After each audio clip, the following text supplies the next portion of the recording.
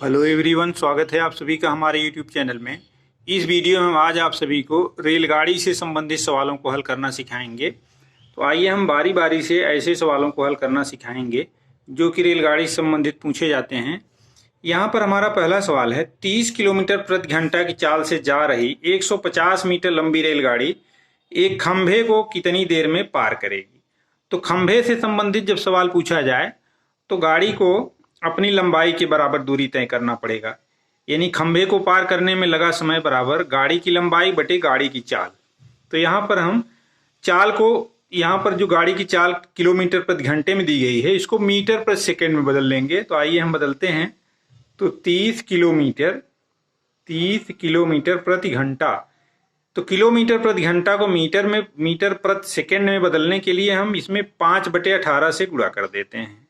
तो 30 गुणे 5/18, ये ध्यान देना है कि हम 5/18 से ही गुणा करेंगे इस किलोमीटर प्रति घंटे को मीटर प्रति सेकंड में बदलने के लिए। तो 6 से काट देते हैं, 6 तिरिक 18, 6 पचे 30। अब यहाँ पर ये हमारा हो गया 5 पचे 25, तो ये हो जाएगा हमारा 25/3 मीटर प्रति सेकंड।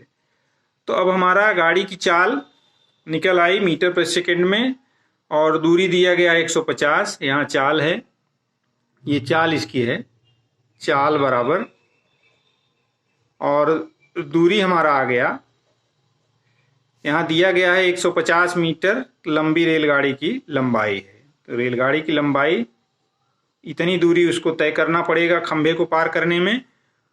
तो खंभे को पार करने में लगा समय बराबर दूरी बटे चाल, यानी दूरी लिख देंगे हम, दूरी गाड़ी की लंबाई बटे गाड़ी की चाल यहाँ लिख देंगे। अब यहाँ इसकी लंबाई 150 मीटर दिया गया, तो 150 यहाँ लिख देंगे, बटे चाल दिया है 25/3।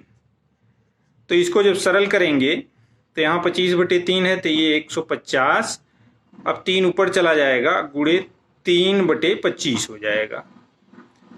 अब इसको हम सरल करेंगे, 25 छक्का 150 हो जाता है, और 6 का 3 में जब गुणा करेंगे 6 तिरिक 18, यानी 18 सेकंड में वह खंभे को पार कर लेगी गाड़ी, 18 सेकंड। और यही हमारा आंसर होगा। तो इस तरीके से अगर कोई रेलगाड़ी है किसी खंभे को पार कर रही है तो उसको पार करने में उसे अपनी लंबाई के बराबर दूरी तय करना पड़ेगा। अब ये रहा हमारा अगला सवाल। इसमें दिया है 490 मीटर लंबी रेलगाड़ी है, 63 किलोमीटर प्रति घंटे की चाल से जा रही है, और एक गुफा पड़ती है जिसकी लंबाई 210 मीटर है, उसको कितने समय में पार करेगी। यहाँ पर गुफा को पार करने में लगा समय गाड़ी की लंबाई धन गुफा की लंबाई के बराबर दूरी तय करना पड़ेगा। यहाँ ध्यान देना है कि दूरी यहाँ पर हमारी हो जाएगी, दूरी बराबर 490 धन 210। तो गुफा की लंबाई और गाड़ी की लंबाई दोनों के बराबर दूरी उसको पार करना पड़ेगा। तो आइए इसको जोड़ देते हैं, 0 9 1 10 की 0 4 2 6 1 7, 700 मीटर लंबी उसको दूरी उसको तय करना पड़ेगा। यहाँ पर मान लेते हैं हम, ये गुफा है और ये हमारी ट्रेन है, यहाँ ट्रेन आ रही है। अब इसको पार करेगी, गुफा को तभी पार करेगी जब इस ट्रेन का ये वाला पिछला डिब्बा यहाँ पर पहुंच जाएगा, अर्थात वह कुल दूरी गुफा की लंबाई धन अपनी लंबाई के बराबर उसको तय करना पड़ेगा। तो हमने जोड़ दिया यहाँ पर। अब यहाँ पर चाल दे दिया गया है, चाल बराबर 63 किलोमीटर प्रति घंटा है, 63 किलोमीटर प्रति घंटा।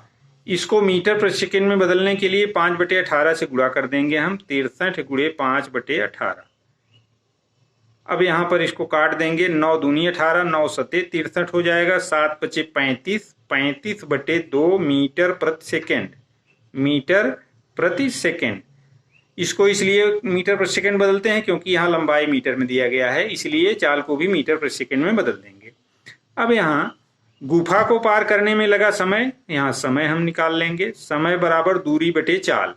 दूरी यहाँ पर 700 है और चाल यहाँ दिया गया है 35/2, यहाँ हम 35/2 लिख देंगे। तो इस तरीके से इसको अब सॉल्व कर लेंगे तो 2 ऊपर गुणा हो जाएगा, 700 हो जाएगा गुणे 2/35। अब इसको काट देंगे, 35 एकम 35, 35 दूनी 70, तो 20, 20 दूनी 40 हो जाएगा। 40 सेकेंड में वह गुफा को पार करेगी, 40 सेकेंड। तो इस तरीके से अगर कोई गुफा है, कोई प्लेटफार्म है, उसको पार करने में रेलगाड़ी को अपनी लंबाई और प्लेटफार्म या गुफा की लंबाई के बराबर दूरी तय करना पड़ेगा। यहाँ ये चीज ध्यान देना है। इसके बाद उसकी चाल को मीटर प्रति सेकंड में बदल करके हम उक्त वस्तु को पार करने में लगे समय को निकाल सकते हैं। आशा करता हूं कि ये दोनों प्रकार के सवाल आप सभी सॉल्व कर सकते हैं।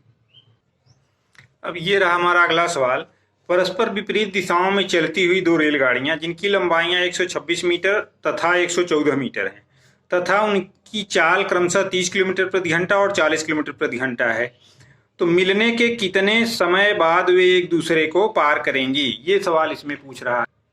तो जहां इस तरीके का सवाल दिया गया हो वहां पर कुल दूरी दोनों गाड़ियों की लंबाइयों के योग के बराबर होगी। तो यहां पर कुल दूरी